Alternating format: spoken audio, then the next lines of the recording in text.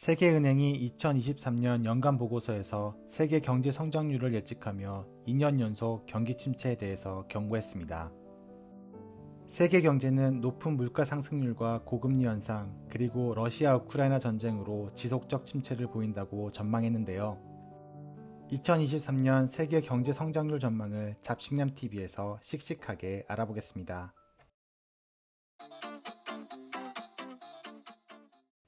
세계은행은 2023년 연간 보고서에서 예상 경제 성장률을 3%에서 1.7% 성장으로 떨어질 것으로 전망했습니다. 이는 지난 30년간 2008년 세계 경제공황과 2020년 팬데믹 이후 세 번째로 낮은 경제 성장 전망입니다. 미국은 올해 경기 침체를 피할 것이라고 전망하면서도 미국의 경제 성장률을 0.5%로 예측하기도 했습니다. 반면 대중국 무역의 큰 비중을 차지하고 있는 유럽 국가들은 중국의 경기 침체에 영향을 크게 받을 것으로 예상했습니다. 세계은행 총재인 데이비드 멜페스는 세계 경제 성장은 팬데믹 이전보다 매우 천천히 진행될 것이라고 예측했습니다. 블룸버그가 예측한 2023년 각국의 국내 총생산의 변화 비율을 보여주는 지도입니다.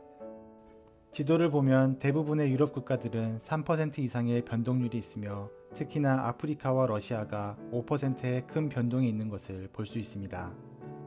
이 변동률은 경제 성장의 변동이 아닌 내수시장이 얼어붙어 경기 침체로 가는 마이너스 변동률입니다.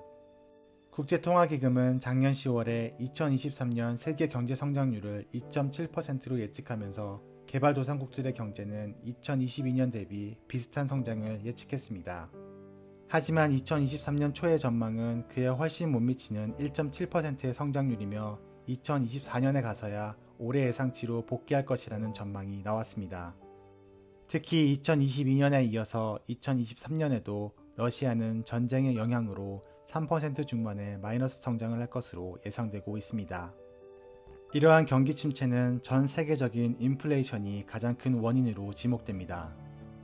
인플레이션이 발생하면서 각국의 중앙은행은 물가 상승을 잡기 위해서 기준금리를 지속적으로 올리고 있습니다. 영국, 미국, 캐나다는 2022년 1년간 금리가 3% 이상 올랐습니다. 한국도 2020년 기준금리가 0.5%였던 것이 인플레이션을 억제하기 위해 금리가 오르기 시작합니다.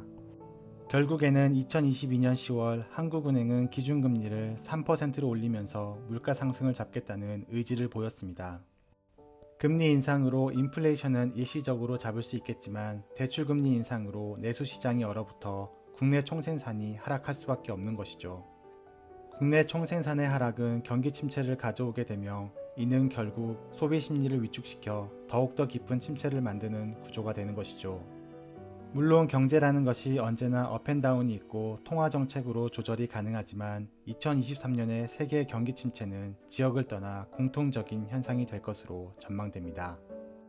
그나마 긍정적인 것은 2024년은 올해보다는 나아질 것이라는 예측이 있는 것이죠. 세계 경기 침체로 사진처럼 많은 가게들이 문을 닫고 있지만 2024년부터는 경제가 침체가 아닌 호황으로 바뀌길 바라봅니다. 잡식냠TV 오늘은 2023년 세계 경제 성장에 대해서 씩씩하게 알아봤습니다.